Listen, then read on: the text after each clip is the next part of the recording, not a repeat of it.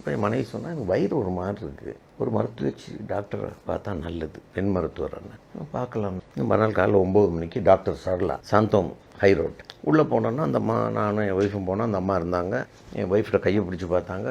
எல்லாம் பார்த்துட்டு நல்ல செய்தி அப்படின்ட்டாங்க. அவங்க நல்ல செய்தின்னு எனக்கு இடி விழுந்துட்டு, பஸ்ஸுக்கு போக காசு இல்லை, நான் அடுத்த வேலை சோத்துக்கு வழி இல்லை, இதில் நல்ல செய்தி, இது நல்ல செய்தியா? எனக்கே சோத்துக்கு வழியே பொண்டாட்டிகள் அவளுக்காக இல்லை, நீங்கள் அப்பாவை போகிறீங்க, சாக்லேட் வாங்கி கொடுங்க, சந்தோஷமா. என் பொண்டாட்டிக்கும் அதை சந்தோஷப்படக்கூடிய மனநிலையில் இல்லை, கடனில் மூழ்கி இருக்கோம். சரிங்க, நோட்டை எழுதி கொடுத்தாங்க, அப்படி எடுத்துகிட்டு வந்தோம். பக்கத்தில் மெடிக்கல் ஷாப்பில் கொடுத்தோம். அதை பார்த்துட்டு ஒரு 170 180 ரூபாய் வரும் அப்படின்னா, பாக்கெட்டை தட்டி பார்த்தா ஒரு 2 ரூபாயோ 1 ரூபாயோ தான் இருக்குது. எங்கே மருந்து வாங்குறது?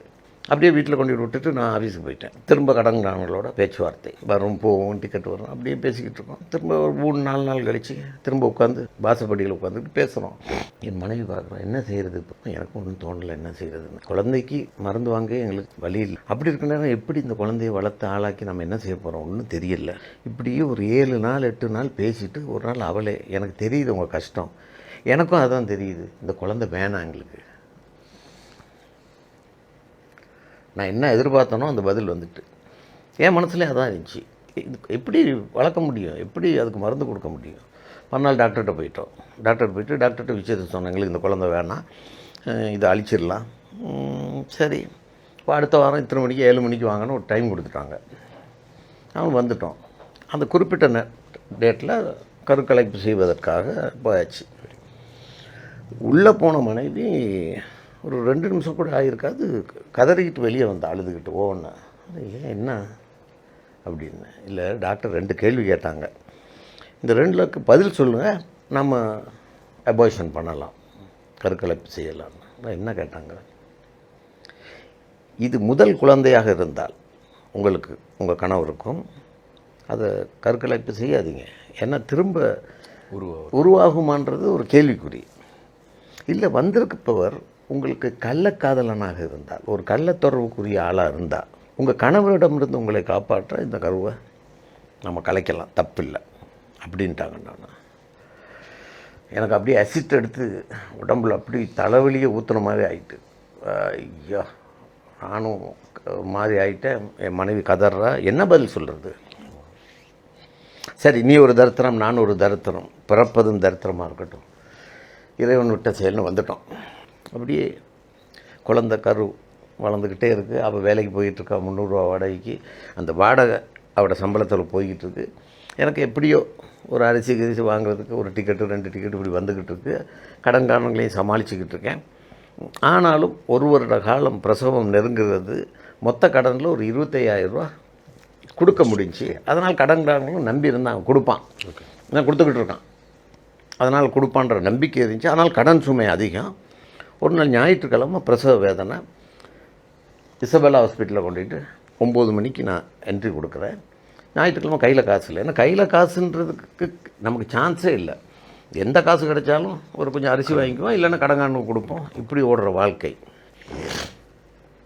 இசபெல்லாவில் சேர்த்தோன்னு சொன்னாங்க, இந்த ஒரு 300 ரூபா மட்டும் இந்த சைல்டு ஸ்பெஷலிஸ்ட் வருவாங்க, அவங்களுக்கு கொடுக்கணும், அதை கொடுத்துட்டு போங்கன்னாங்க. இப்போ என் மாமியை வச்சுட்டு போனேன், என்கிட்ட இல்லை 300 ரூபா.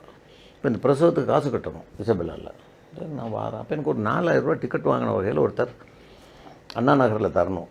எனக்கு அவர் ஞாபகம் வந்துட்டு, அங்கேருந்து நான் காசு எடுத்துகிட்டு வரேன், நீ இருன்ட்டு போயிட்டேன்.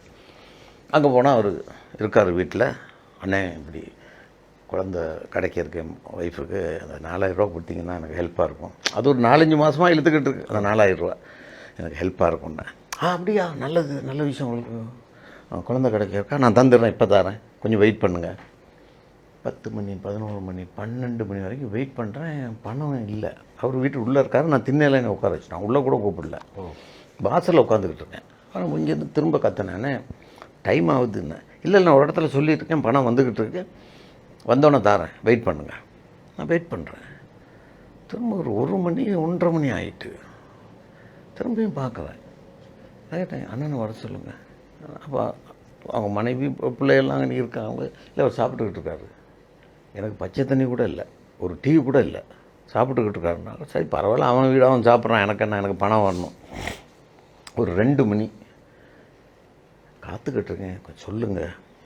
இல்லை கொஞ்சம் தூங்குறாரு, எலும்புனோன்னு சொல்கிறேன்ட்டாங்க. எனக்கு உள்ளுக்குள்ளே நெருப்பு எரிஞ்சிக்கிட்டு இருக்கு. எங்கள் மனைவி குழந்தை கிடச்சிச்சா இல்லையா, உயிரோடு இருக்காளா செத்து போனாலா புரியாத சூழ்நிலை. கையில் காசில் வந்து நிற்கிறேன். ஒரு 5 மணிக்கு எழும்பி வந்தான். ஓ பாலா, நான் மறந்துட்டேன், உங்கள் விஷயத்தையே மறந்துட்டேன், நீங்கள் வந்தது நான் அப்படி வேறு யோசனையில் இருந்துட்டேன், இருங்க நான் ஏற்பாடு பண்ணுறேன், இப்போ பணம் வந்துடும். திரும்ப சொல்லிட்டு போகிறான். திரும்ப சரி 6 மணி 6:30 மணி இருள் கவுது. என் மனசு பூரா இப்போ இருள் ஆகிட்டு அப்படியே வயலன்ஸ் ஆகுது. என் மனசுக்குள்ளே ஒரு அரக்கன் மேலே வர்றான். இப்போ இவன் பண்ணுற இது எனக்கு அங்கே பயம், என்னாச்சு செத்தாலா இருக்காளா அந்த பயத்திலே இருக்கேன். 7 மணி 7:30 முழு இருட்டு. கேட்டேன் என்னென்னு. இல்லை ஒன்றும் பிரச்சனை இல்லை, காலையில் வாங்க உங்களுக்கு கிடச்சிடும். காலையிலையா? நான் எப்படி போவேன் அங்கே ஹாஸ்பிட்டலுக்கு, பணம் கட்டணும், என் ஒய்ஃப் பிரசவத்தில் இருக்க, என்னென்ன பேசுகிறீங்க என்ன? இல்லை இல்லை சொல்லிவிட்டேன், அவங்க லேட் பண்ணிட்டேன், உங்களுக்கு உறுதியாக காலையில் கிடைக்கும், நீங்கள் வந்து வாங்கிக்கிங்க. ஆனால் வெளியில் கொஞ்சம் வாங்க, நான் கொஞ்சம் பேசணும். நான் வெளியே வந்தேன். அப்படியே பேசிக்கிட்டு வந்தோம். இருட்டு. ஒரு மதில் சுவர் அவங்க வீட்டு ஓரத்தில். எனக்கு என்ன தோணிச்சோ தெரியல, கழுத்தை பிடிச்சிட்டேன். செவுத்தோட கழுத்தை பிடிச்சி அழுத்திட்டேன். கொலை தான், அதுக்கு மேலே நோ சான்ஸ். ஒரே பேச்சே இல்லை. அவன் கையில் ஒரு தங்க மோதிரம், அதை கூட நான் ஒரு 6:30 மணிக்கு கேட்குறேன். அந்த மோதிரத்தை கொடுத்தா கூட நான் அடவு வச்சு எடுத்துருவேனே. அது கல்யாண மோதிரம், அது எப்படி கொடுக்குறது? எனக்கு அந்த மோதிரத்திலே கண்ணாயிட்டு. அவன் பதில் சொன்னதுலேருந்து அந்த மோதிரத்திலே கண்ணாயிட்டு, அதே எனக்கு பிளான் ஆகிட்டு நேராக கூட்டு போயிட்டு கழுத்தில் கையை வச்சுட்டேன். ஒரே அழுத்தம். அவன் கையை பிடிச்சிட்டேன். மோதிரத்தை தான் பிடிச்சிட்டு தான் கழுத்தை பிடிச்சி அமுக்கிட்டேன். ஒரே இழு, மோதிரம் கையில் வந்துட்டு அதோடு பிடிச்சி அவனை செவுத்தோடு அடிச்சுட்டு தலையில் ஒரு அடி. செத்தான இருக்கான பற்றி கவலையே இல்லை. அப்படியே ஆட்டோ எடுத்து சூளமேட்டில் நண்பன் ஆப்ரஹாம்னு ஒருத்தன், அவன்கிட்ட மோதிரத்தை கொடுத்துட்டு உடனே அடவு வச்சுதா அப்படின்னா மார்வாடிக்கிட்ட அடவு வச்சு 2000 ரூபா தந்தான். இந்த 2000 எடுத்துக்கிட்டு இசபிளாக்கு வார நேரம் 10 மணிக்கு இரவு. என் மகள் கிடைத்து எத்தனையோ மணித்தியாலும் எல்லா தகப்பனும் கிடைச்சோன்னு பார்ப்பாங்க, இந்த பிள்ளைய பாருங்கன்னு. அந்த வாய்ப்பு எனக்கு கிடைக்கல.